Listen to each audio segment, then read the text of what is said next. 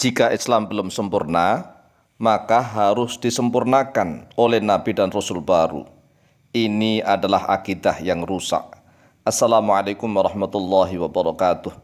Bismillah walhamdulillah wassalatu wassalamu ala rasulillah Sayyidina wa maulana Muhammad ibn Abdillah wa ala alihi wa sahbihi wa mawalah. Wala hawla wala quwata illa billah, amma ba'd.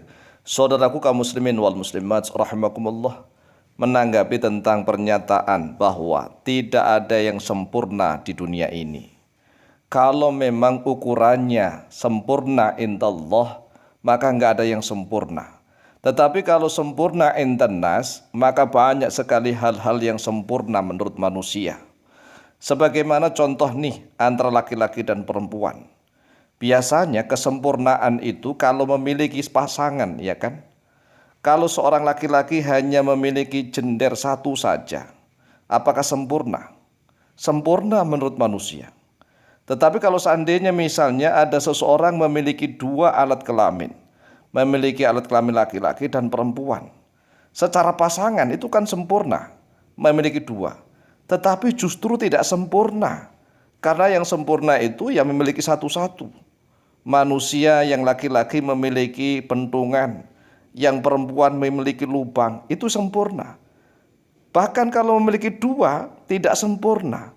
Oleh sebab itulah, pernyataan yang mengatakan bahwa Islam belum sempurna tidak benar, tidak benar sama sekali. Mengapa? Kalau memang Islam dianggap tidak sempurna, belum sempurna, berarti ada kemungkinan harus adanya Nabi dan Rasul baru. Harus ada Nabi dan Rasul yang diutus kemudian. Nabi dan Rasul lain selain Nabi Muhammad SAW. Ini adalah akidah yang rusak. Premis-premis seperti ini adalah merusak akidah, merusak keimanan. Yang namanya belum sempurna, maka harus disempurnakan oleh Nabi dan Rasul. Sedangkan banyak sekali hadis-hadisnya Rasulullah, riwayat Imam Bukhari dan Muslim. Tidak hanya Al-Quranul Karim yang mengatakan al-yawma akmaltu lakum dinakum, tidak itu saja.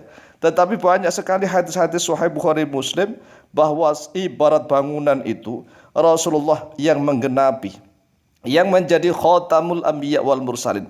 Kalau menjadi khotam, khotam artinya bukan hanya sekedar penutup, tetapi stempel. Karena khotam itu secara makna adalah cincin, cincin untuk menstempel. Kalau semua risalah secara makna bahasa adalah surat. Surat itu kalau sudah disestempel maka sudah sah.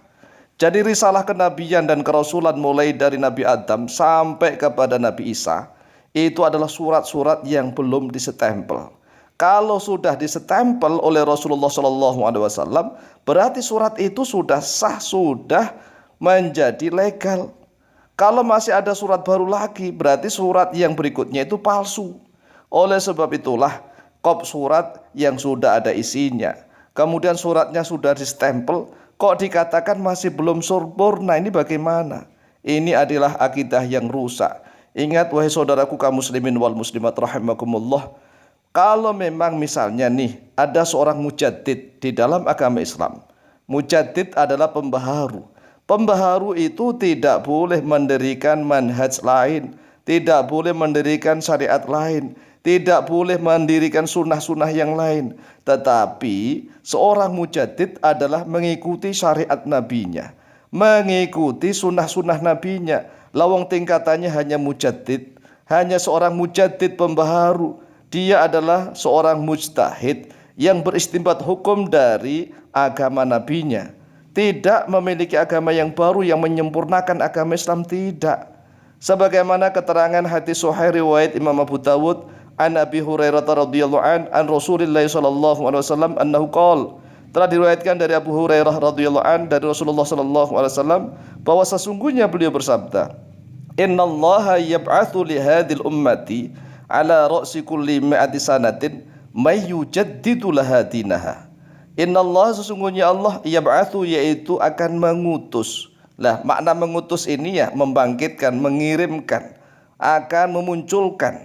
Lihadhihi, untuk ini al-ummati, wujudnya umat Islam, ala ra'si kulli mi'ati sanatin, atas di kepala, ujung kepala setiap 100 tahun, man, pada orang yujaddidu yang memperbaharui oleh dia man laha baginya hadil ummah dinaha pada agamanya. Jadi ini tingkatannya hanya mujaddid, bukan seorang nabi dan rasul. Al-mujaddidu laisa binabiyyin wala rasulin. Jadi mujaddid itu bukan seorang nabi dan juga rasul. Innama huwa yujaddidu syai'an hadithan ala syari'ati nabihi wa sunnati rasulihi sallallahu alaihi wasallam. Sesungguhnya dia hanyalah memperbaharui sesuatu yang baru, ada masalah-masalah baru. Kemudian dia memperbaiki itu ala syari'ati nabihi, atas syariat nabinya, wa sunnati rasulihi, dan juga di atas dasar sunnah nabinya. Atau misalnya begini, dulu perkaranya sudah lurus lempeng, tetapi di akhir zaman semakin bengkok, akhirnya masalah yang bengkok itu dikembalikan lagi agar lurus kembali.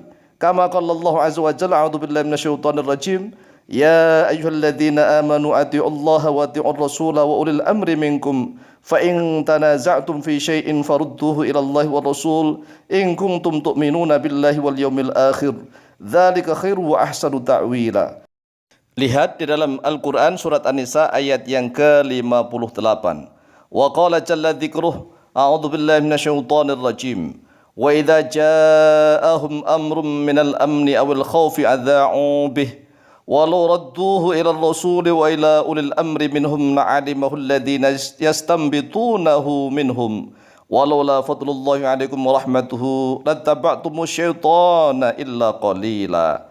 Lihat dalam surat An-Nisa ayat yang ke-83. Ini dua-duanya di dalam surat An-Nisa. Yang pertama surat An-Nisa ayat yang ke-58.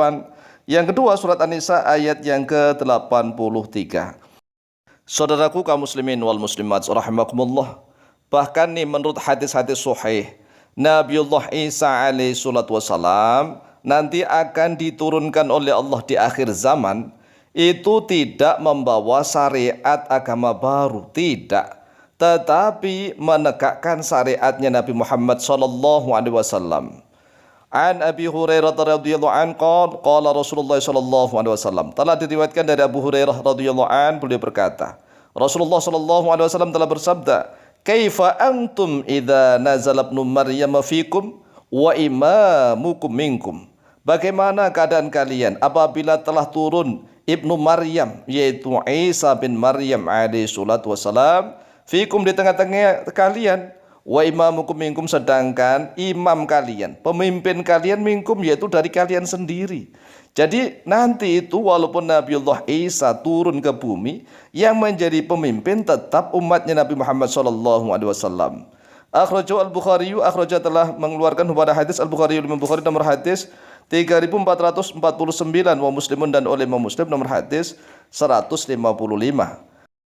Wa an Jabir bin Abdullah radhiyallahu anhu maqal, dan telah diriwayatkan dari Jabir bin Abdullah radhiyallahu anhu, beliau berkata, sami'tu Nabiyya sallallahu alaihi wasallam yaqul, aku telah mendengar Nabi Muhammad sallallahu alaihi wasallam sedang bersabda, la tazalu ta'ifatu min ummati yuqatiluna 'alal haqqi dhahirina ila yaumil qiyamah. Tak henti-hentinya sekolongan atau sekumpulan dari umatku yang mereka berjuang di atas kebenaran. Mereka dalam keadaan menang ila yaumil qiyamah, sampai hari kiamah.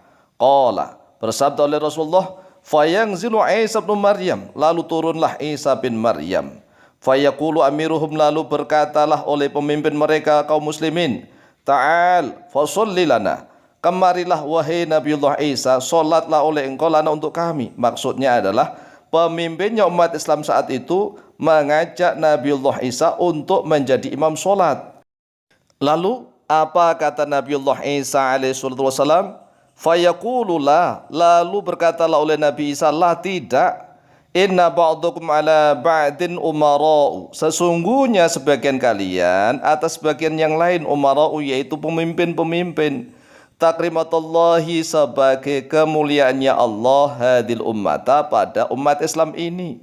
Akhraja Muslimun, akhraja telah mengeluarkan pada hadis Muslimun oleh Imam Muslim nomor hadis 156. Inilah jawaban kami, semoga bermanfaat. Wallahu ta'ala a'lamu biswab.